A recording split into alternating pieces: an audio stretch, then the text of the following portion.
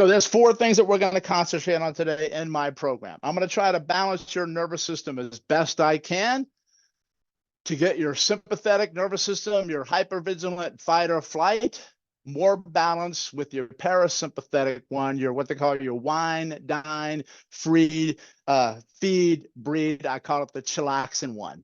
Okay.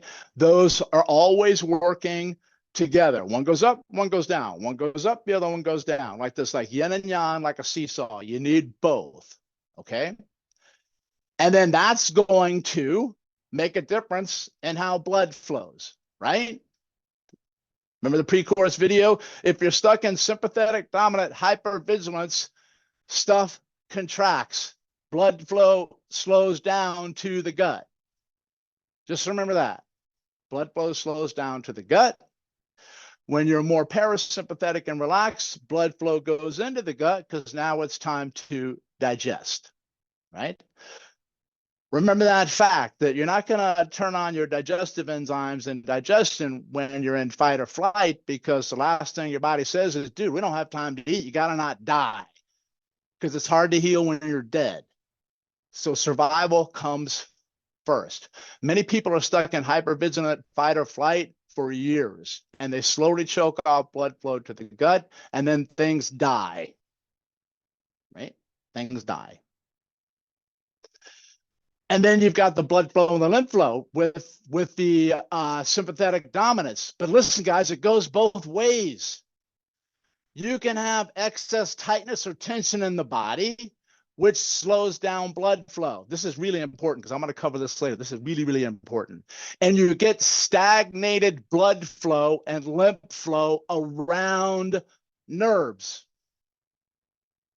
And when you get stagnated blood flow and lymph node around nerves, you send a sympathetic dominant fight or flight signal from that nerve to your nervous system, to your brain, and it keeps you stuck in fight or flight. So it's both ways. You're stuck in fight and flight, which alters poor blood flow. You have poor blood flow, which feeds fight or flight.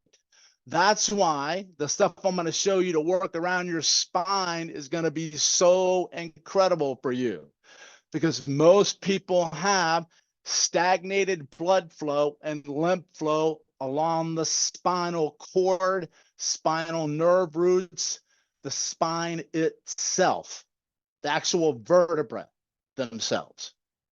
And remember, guts and spines always talk to each other. Because then I'm going to ask you, where in the world does the nerve to your gut come from? And you should be pointing to the middle of your back. And also where? Your brain, to your vagus nerve. And then you've got stomach acid. Hypervigilant fight or flight slows down, i.e. stops stomach acid.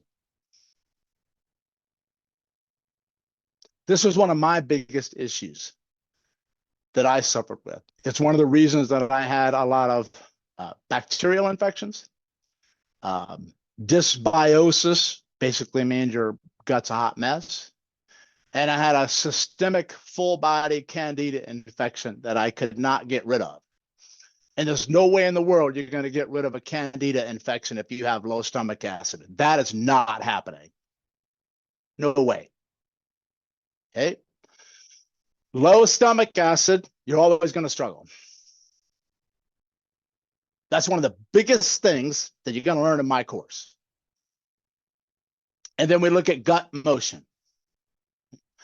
I'm basically going to have you move your guts in every single direction you could possibly think of. I'm going to have you do hieroglyphic shapes on your gut with your hands, with my MOJO vibration massage ball, or whatever massage ball you want to get. I don't know, you can stick anything you want in your gut as long as you move it around. Okay. That's going to change your life. Absolutely change your life.